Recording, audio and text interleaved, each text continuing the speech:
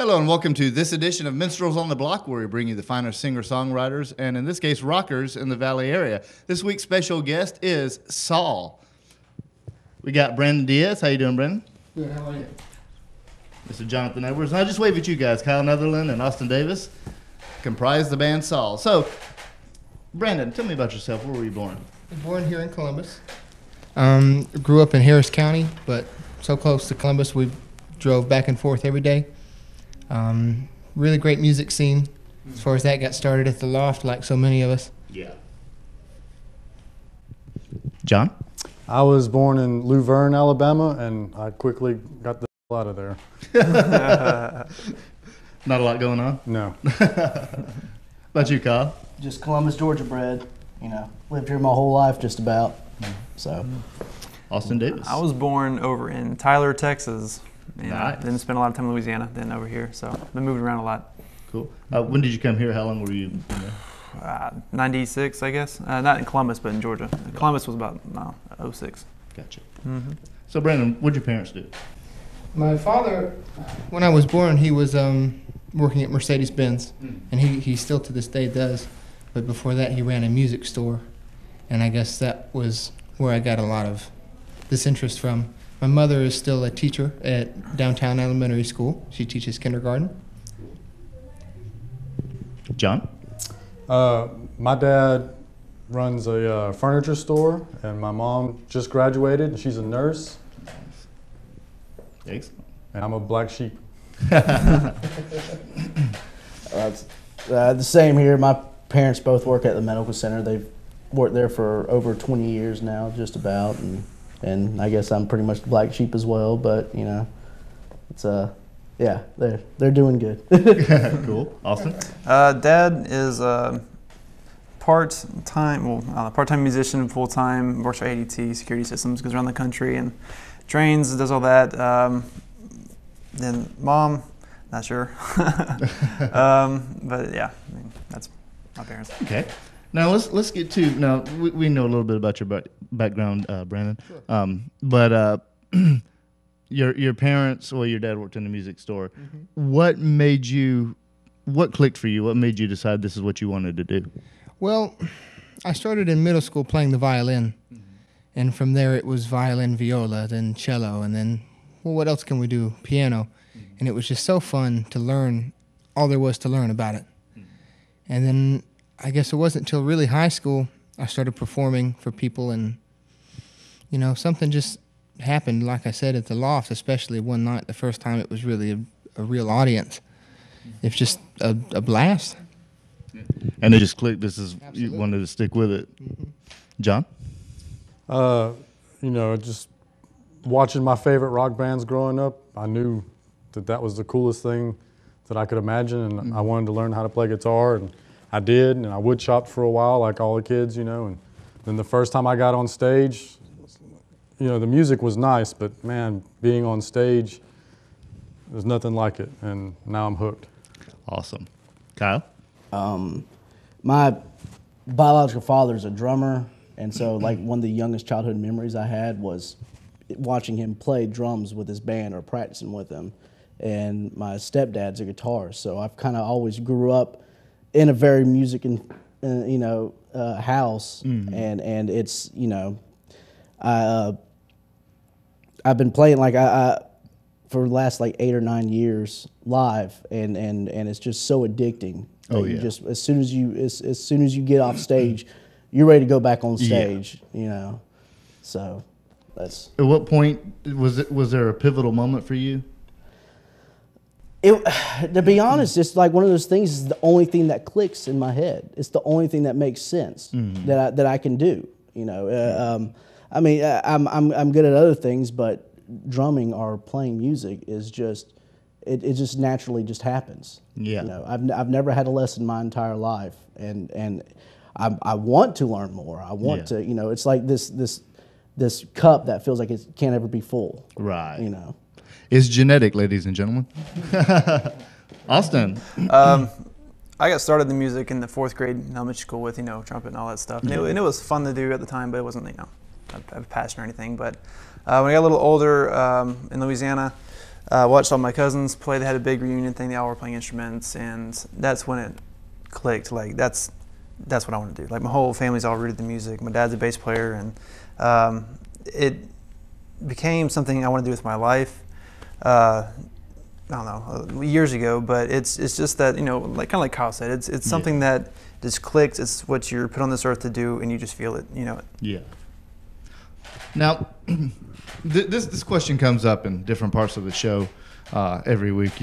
We don't really have a specific section for this question, but this is probably the most important question in the entire show, and I'll get each one of your input on this. Elvis or the Beatles? Really? Really? The Beatles. Beatles. Sorry. I've got to say Elvis on that one. Oh, Elvis man. Presley. Young Beatles or old Beatles? Young Elvis or old Elvis? That's a good point. That could be a secondary question for the ones who come up with the answers too easy. We'll ask him. Valid point, dude. Wouldn't trump everybody, John. Jeez. Awesome. I like that. Man's a thinker. Young Elvis, old Beatles. Absolutely.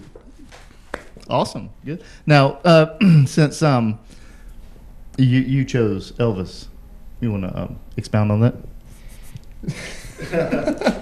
Well, Have you seen him on stage? it's just, I've got a funny story about that. yeah, it's just down to the I guess the roots of the acoustic and how we perform. I watch myself and they make fun of me all the time. You know, I've got the foot thing going on, you know, so kind of have to be a team player on that one. Gotcha. Understand. The first time I saw Brandon on stage, we actually played a show together when I was still in Ophir Drive, and they went on first, and that's the first thing that I said. I said, that kid is young Elvis. The way he was swinging his hips and moving his feet. That was my first impression of Brandon. Nice. The running in place. The running man. Now, back to less serious matters. Now, how did the band come together? Well, it was all just everything happened at the right time. Kyle is family, and he started playing with me, I guess 2 years ago. Yeah, it's been about 2 years. 2 years ago, and we were recording the first album at the Loft, the EP, and there was just something that was missing, and that just happened to be Austin. And so he came in, he did his bass tracks, and we released the EP, and this most recent album we've released, Red Lights. Since then, John has joined us as lead guitar, and, you know, everything just clicked now. And Austin is awesome. I played with you once at Oscars, and we ran through the songs once, and you didn't miss a beat on stage. The guy is fantastic. Thanks. He's not going to be able to walk out of here now. That's not the first time he's heard that, trust me. Yeah. Well, the man's talented. But now, who does the writing for the band? We meet once a week to do rehearsal, and we'll run through what we have to run through, and then we say, okay, let's just play. And sometimes we'll come in with an idea, but more often than not, it's just, let's do something. If we like it, do that again. You know, let's get a melody in there. Let's get some lyrics eventually. But really, it's complete collaborative. Everybody comes together to do their part, and it all has worked so far. So, I'll tell you what, let's check out some of SoL's music, and we'll be right back right after this. this song is the title track from our full album, Red Lights.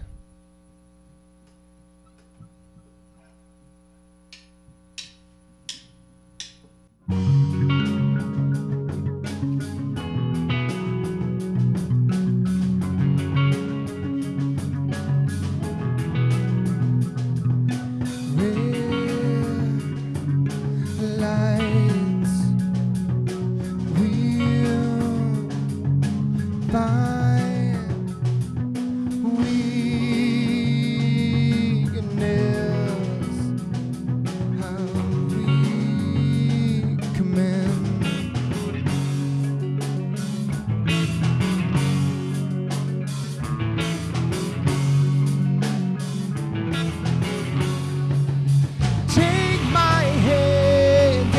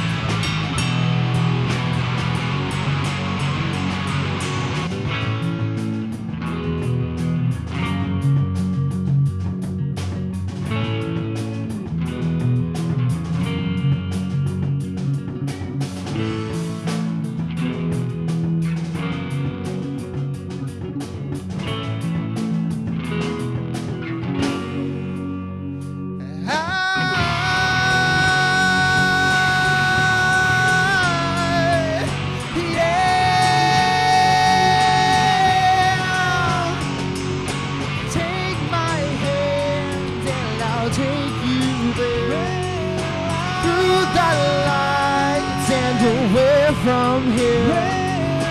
Bodies and minds and our hearts collide. Red line.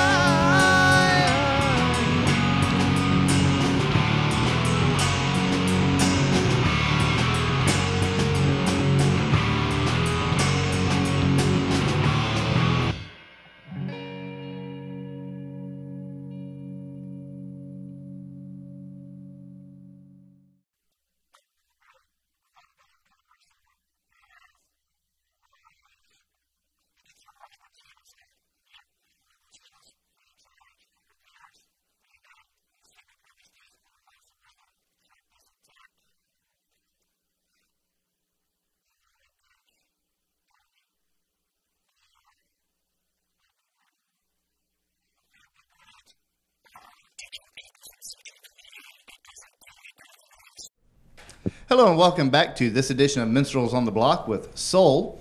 So guys, this is the part where I ask you what you got going on, kind of maybe leading up to what you have going on now, and what do you have going on right now? Well, we've been pushing Red Lights pretty hard. We released it in December of last year. And since then, we've just been playing, in the Southeast. And all the while, we've been writing for this upcoming album. Cool. No release date, no idea when we're going to be in the studio. We're just focusing on getting out there, playing, performing, writing for the new album. Sweet. Now, tell me a little bit about who you're with. Who's recording the album? A little bit about how it's coming together. We're just writing right now, but we're kind of shopping studios. We've had a couple of studios show interest in us, which is exciting. But we haven't made up our mind who we want to work with yet. Right now, we're just focused on writing the best possible music that we can, and then we'll pick the best studio that we can and put out the best album that we can. Very cool. Now, where do you guys? Now, you guys play around a lot. I mean, you obviously get a lot of shows, which is awesome. Where would you like to go? Where would you like to see the band go? Madison Square Garden. Nice, awesome. That would be. I mean, honestly, it doesn't really matter to me where we play at, as long as it's somewhere where people are actually wanting to listen to original music. Right. Amen, brother. And I mean, some of the funnest shows I've had have been in front of like 50 people. Mm-hmm. Yeah. Instead of when we played when we had hundreds and hundreds of people out there. It's just something about that makes it so worth it. You know what I mean? Mm-hmm. So. Now, what's the biggest crowd you've played in front of, and where?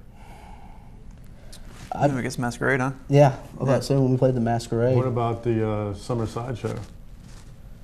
Yeah, that one too. But I'd say Masquerade. Yeah. So tell me a little bit about some of your experiences. Like, how do you go about getting booked for like Masquerade and all these things? And tell me about some of your experiences in your traveling. Sure. Well, with the Masquerade specifically, that's always been a place, I think, for all of us that we've like, okay, well, that's a benchmark. Mm-hmm. Everybody's got to get there. So we emailed them, and we're thrilled. Within 2 days, we hear back. Wow. Absolutely.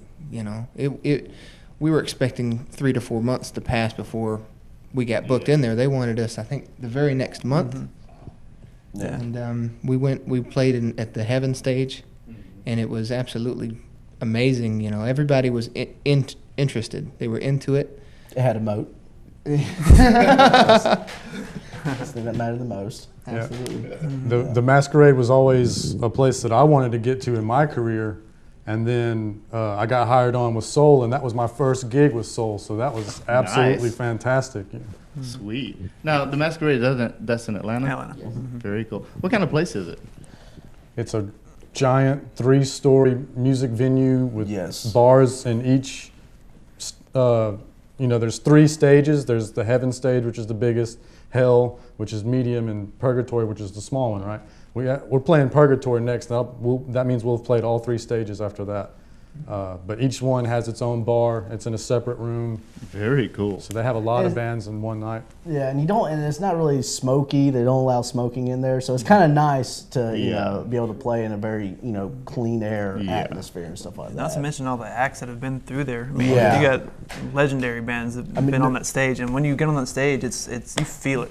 It's incredible. You can see the markers that some of them have left on the stage for their gear. Wow. You know, and you know that Yeah. you're standing where Zach Wilde has ripped a solo. Hell yeah. Yeah. That is awesome. Excuse us if we fist fight. Now, what do you think that there's who has influenced the sound of your band the most? Like, Wow. do you have is there somebody that you sound like, or do you feel it's more like just a sound you've come up with on your own? I think we're all influenced greatly as individuals, and when we bring all of those sounds together, that's what makes SoL. Yep. I mean, It's a big melting pot of just so many different genres, artists. Like, you know, you got all the way from Brandon at Sting to me and like the Incubus Chili Pepper to, you know, Kyle with, you know, Tool, and, you know, John's very blues, you know, hard rock influence. Like, it's just all just one big Neapolitan of just, you know, music. It actually worked out really well so far. Cal, you look like you were wanting to say something. Oh no, he So now, go down the list backwards. This time, this is a question I like to ask. Austin, let's just say you're walking around your house on a weekend or whatever. What are you most likely to be listening to? Well, it depends on the week. It'll range from, you know, Black Label Society all the way to Jamiroquai, really. Like, it really just depends on the week. Right now, I'm on the Jamiroquai fix, a lot of that funk stuff. Talk to me next week, I might be on a Perfect Circle. Who knows? So. I'm going through a bad police phase right now. Like, it's bad. I need to Free. Yes, I need to get out of it. My old lady's about to strangle me if she listens to another police song right now. Yeah, one more time. That's awesome. John? What I tend to do is get obsessed with bands. So, you know, this week I might be really obsessed with Opeth, and just that's all I will listen to all the time. And then, you know, tomorrow it could be Albert King, and then I just won't listen to anything but that. Brandon? right now, like he said, it's just one band until you're sick of them. Right now, it's an Italian band called Negramaro that I've been listening to, and then, like he said, if it's not that, it's probably Sting. Now, Sting back in the 80s had this. Was the name of the album "Dream of the Blue Turtles"? Mm-hmm. That was I had that album, and I totally feel you on the Sting because he had some really cool stuff. Mm-hmm. Now, what do you think, before we go to another one of your songs? What do you guys think, besides the Masquerade, is the most profound thing that you guys have experienced as a band, learned or come across, or what? JBG? JBG was special to us. Yeah. We played a show in Apalachicola, Florida. Yes. And it really was. I mean, we had 3 or 4 cars. Everybody was excited. We stayed the whole weekend out there. And the crowd we played for was just fantastic. You know, they had looked us up before we came down there, and they were just thrilled. Nice. You And know? it was for a good cause. Absolutely. You know, something about playing for a certain, you know, we actually do benefit shows quite often. We're next month this month we got one at Spicoli's, and then we're doing Bikes on Broadway. You know, Mogadishu Mile.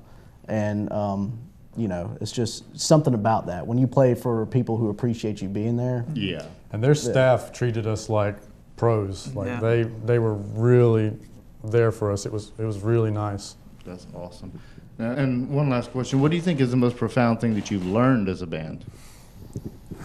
Patience. Patience with the game as a whole, patience with each other, patience with the whole process. At least for me, that's what it would have to be. You nailed it.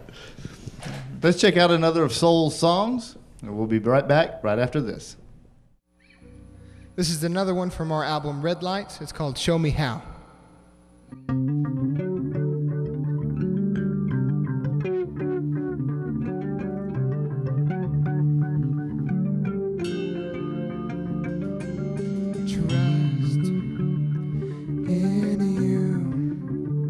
Trust in you, I won't hold mine. Do what's best for the rest. Leave the rest to me. Oh, you wanna say that? Show me how. You're no good laying down. Let's go. You wanna say yeah? Show me how. Show me how.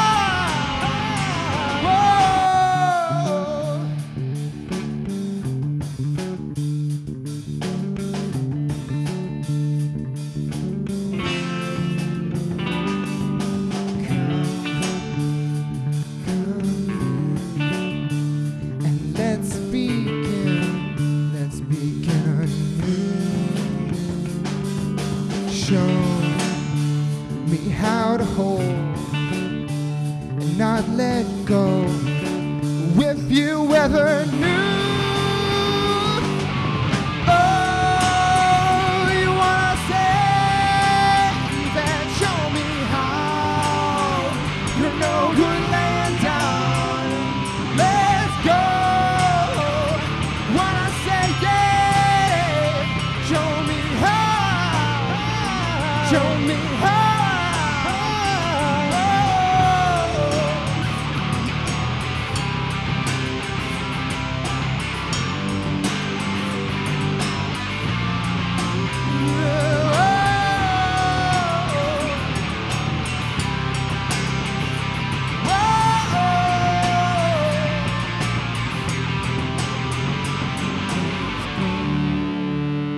You wanna save it, show me how.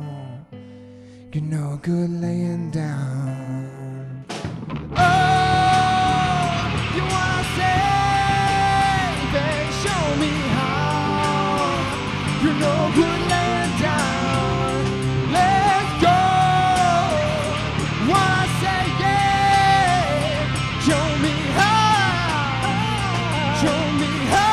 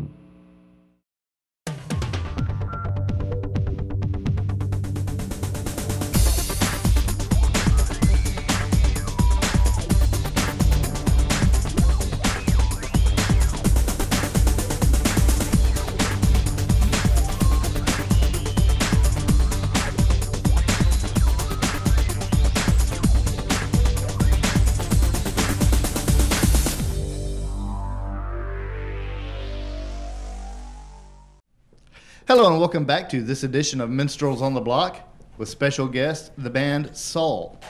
Now, here is the part of the show where we pimp stuff.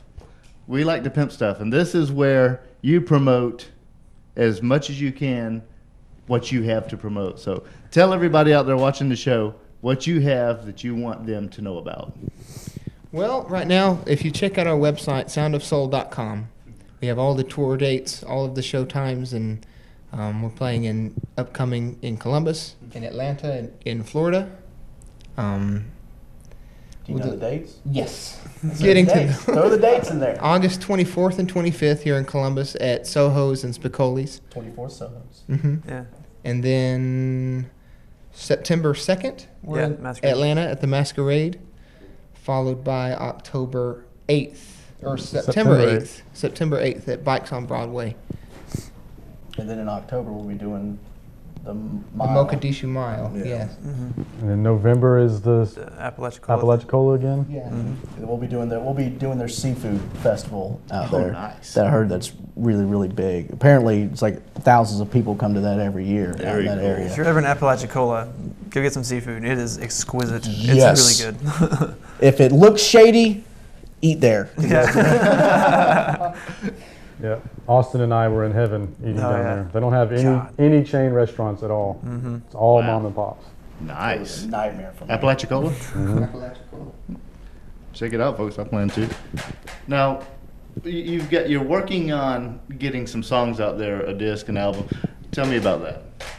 Well, right now, like we said, we're writing for the next album. We don't know when it's coming out. So far, it's a complete step up from Red Lights. Somehow we managed to top ourselves, and it gets harder every time. But when I first heard Red Lights before I joined the band, I was like, man, this is fantastic. And I can't believe what we're writing now. I can't believe it, because Red Lights is a great album. Like, it's for sure right up there with my favorite albums that come out down here. Mm-hmm.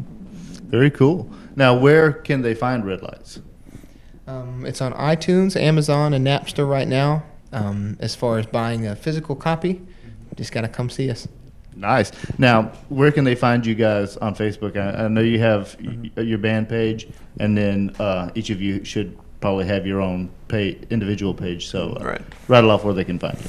It's www.facebook.com/soundofsoul, and that's SOL, Soul. Yeah. And if we have all the links to our Reverb Nation account, which they can go listen to the whole album. We didn't put just like 2 or 3 songs. We put the whole album on there, nice, so people can actually listen to it. And you can purchase it on Reverb Nation or iTunes. Everything is linked up to our Reverb Nation or our website. So. And give each of your Facebook pages too. Individual Facebook pages. I don't know, just search or my whatever, name, if you want people to know. I mean, I don't care. I mean, I don't. couldn't tell you what the URL is. I don't know. Mine. Mine is No H Guitar. Well, John knows. You'll find them through the SoL page. Yeah. Now, here's the part of the show where I ask some questions. One is, what do you guys think? What is your perception? Now, you've played different places, of the local Phoenix City, Alabama music scene. Kyle, that sounds like a good question for you to answer. Yeah. I got, like, honestly, it's kind of rough when it comes to playing in Columbus. There's only one place we really play at in Columbus, and that's Soho's, because Vicky's really, really good about wanting original music in there. And people go in there to listen to original music. But if you play somewhere else, they're going to want to listen to Mustang Sally or whatever else. They don't care about anything that you have bled on stage for. I mean, there's been times where we have literally put everything into a song, gotten done, and just, sweat's pouring off of your face and your chest is pounding, and there's one guy coughing in the background doing this. And so we really kind of, and I hate to say that, we would love for there to be more of a bigger appreciation for original music here in town, because there's a lot of really good bands here. But it's kind of like you got to go to Atlanta to play a show to get some form of, the first time we had somebody clap after the end of a song, that was so great for me. It's like, wow, it really does exist. Yeah, I know, right? I was tired of doing it myself. Austin, what's your take on it? Pretty much the same. Like it's, there used to be a little bit more places to play down here, but we've seen a lot of them go through phases of opening, closing, different genres. It's difficult. It really is. But we're pretty appreciative of what we've got. I mean, we play at Soho's a lot, and we're really thankful Vicky is, always wants us back in there. But yeah, we really have to go to other big cities that really support that a little bit more. But I mean, pretty much what Kyle said. I mean, he kind of nailed it on the head there. Different take? There's a big difference between a bar and a music venue. And when Soho comes close, Soho, their tagline when they advertise is Soho, a music room, and that's what they strive for. That's a good thing for us here in Columbus. Yeah. But none of the other bars have that. It's a bar, and they have live entertainment, and it's not about original music. And if you go to the Masquerade, that's a music venue. It has a bar, but it's not a bar. You don't go there to get drunk. You go there to listen to original music, and you can really tell the difference in the audience. Yeah. I mean, look, if they can replace you with a DJ, you don't need to play there. Yeah. Just go somewhere else. That's the sad truth to the whole thing. Brendan? I don't know how to follow all of that without repeating something. Well, Here's another question for you, and we'll start with you, Brendan, on this one. What advice would you give to an aspiring, now it's a music show, so I'll usually say musician, singer, songwriter, but any kind of artist in the audience might be watching this show. Sure. What advice would you give to an up-and-coming or an aspiring artist? Learn everything there is to know. There's never a point where you can feel, I guess, complacent. Never feel satisfied with where you are. As far as booking, it's as easy as a phone call. It's intimidating, but after a while, it's just all you have to do is ask. Never be afraid to ask questions, whether it be a venue owner or another musician. Always ask. We've played with a lot of great acts, and they're always willing to share information. I would say just network. You know, obviously you've got to get your chops up. You've got to become a good musician if you want to be successful. But a big component of it is surrounding yourself with the right people too. And you know, I've said it a couple of times. I'm very fortunate that I got hired onto this band. You know, these guys are all super talented, and that makes a huge difference when you're not trying to do everything yourself, you know. Yeah. And everybody is bringing something to the table, and it just the whole band sounds better when everybody is good, you know. Yeah. Kyle? Lose the ego. Don't bring an ego into the platform. If you think you're naturally good, that's great. You've already done the hard part, you know, of having the talent. But just, you know, it's kind of easy to do things when you're able to have people who actually want to work with you and stuff like that. That is you true. know what I mean? There's a reason why you're not selling out, you know, the Tabernacle right now. Yeah. You know what I mean? But, you know, like they said, practice makes perfect. Just, you know, be as humble as you can be. A couple things. First is don't be afraid to broaden your horizons as far as what you are about. Don't get stuck in that one rut, one genre. Explore. You might like it. I mean, one of my favorite bands, Incubus, I used to not like them because I was just metal. If it's not metal, I don't like it. You know, but it's. I mean, that was when I was younger. But then, you know, when you really broaden your horizons like that, you really learn and pick up on different things. And second, I would say if you're an aspiring artist and you really want that to be your life, don't let people tell you otherwise. If that's what you want to do, go for it. You only have one life, so do it. Very cool. Really good information, really good advice, really good words from a really good band. SoL. Brandon, I appreciate you coming on. John? I just wave at you up down there, Austin. Hope you've gotten a lot out of it. This is a band to keep your eyes on. Watch out for them. Go see them if you can. Hope you've enjoyed it. I'm Brian Mallard for Minstrels on the Block, only on EATV.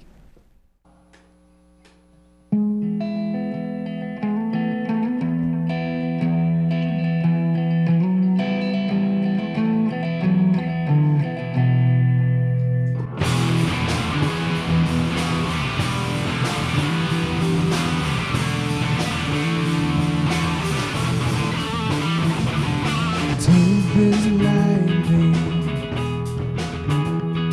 and hold on tightly.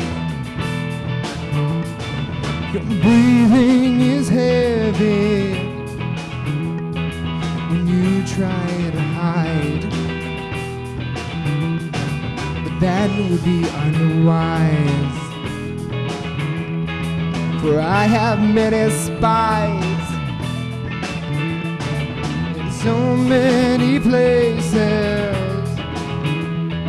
just to try. Freeze, you're petrified, you lie, you're only fooling yourself, you've no alibi, you lie to me.